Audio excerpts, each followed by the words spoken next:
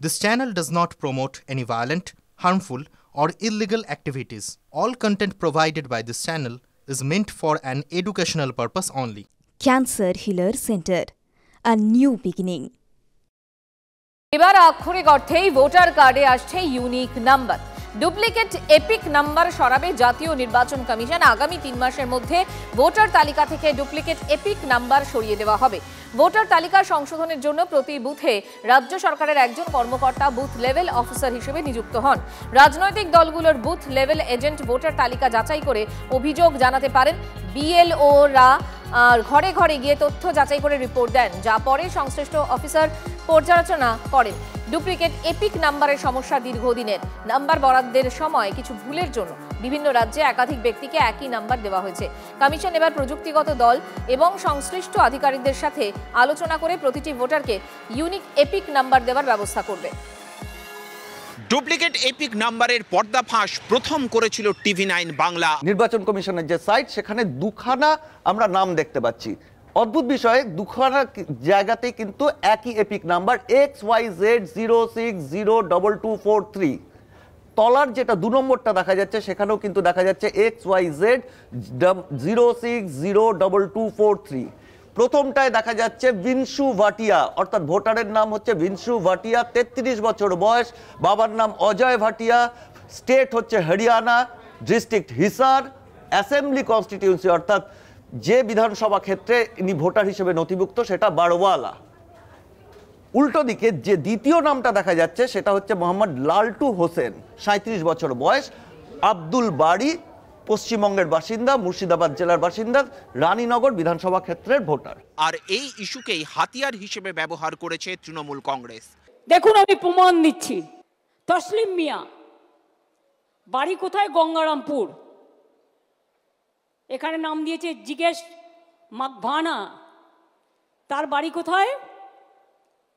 তার বাড়ি হচ্ছে গুজরাট আহমেদাবাদ। বুঝেছেন? একই এপিক কার্ডে বাংলার ভোটারের যেখানে নাম আছে সেখানে হরিয়ানা, পাঞ্জাব, রাজস্থান, বিহার সব নাম ঢুকিয়েছে, রেলে করে নিয়ে আসবে। ওদের তো ভোট নেই। আবার মুর্শিদাবাদের ভোট তুলেছে নর্থ 24 পরগনায়, কারণ মুর্শিদাবাদের ভোট আগে হয়ে যাবে, ওগুলোকে নিয়ে আসবে নর্থ 24 পরগনায়, সাউথ 24 পরগনায়। This is the plan. Unique number বলা হয়েছে যে ইউনিক নাম্বার দিতে হবে। আর এই দ্বিতীয় দাবিকেই কার্যত মেনে নিল জাতীয় নির্বাচন কমিশন। বিবৃতি দিয়ে জানিয়ে দেওয়া হয়েছে আগামী 3 মাসের মধ্যে সারা দেশে ইউনিক ন্যাশনাল এপিক নাম্বার শুধুমাত্র ইস্যু করা হবে না, তার পাশাপাশি ইলেকটোরাল রোল থেকে ডুপ্লিকেট এপিক নাম্বার বাদ দেওয়া হবে। মমতা বন্দ্যোপাধ্যায় যে সঠিক অভিযোগ করেছিলেন বাইরের রাজ্যের ভুয়ো ভোটার এ রাজ্যে ঢোকানো হচ্ছে, সেটা আজ ইলেকশন কমিশন যা বলেছে তার থেকে একদম স্পষ্ট। রাজ্য ওয়ারি যে আলফা নিউমারিক নাম্বার বিতরণ হয়েছিল, সেই বিতরণের ফলে কোথাও কোথাও সেম এপিক নাম্বারে ভিন রাজ্যে ভোটার থাকতে পারে। এটা মমতাদির নেতৃত্বে তৃণমূল কংগ্রেসের নৈতিক জয়, বিজেপির একটা বড় পর্দা ফাঁস। এপিক নাম্বার আর ফলস ভোটারের মধ্যে পার্থক্য আছে। ফলস ভোটারের তালিকা ভারতীয় জনতা পার্টির পক্ষ থেকে প্রায় 17 লক্ষ তালিকা আমরা নির্বাচন কমিশনে জমা দিয়েছিলাম।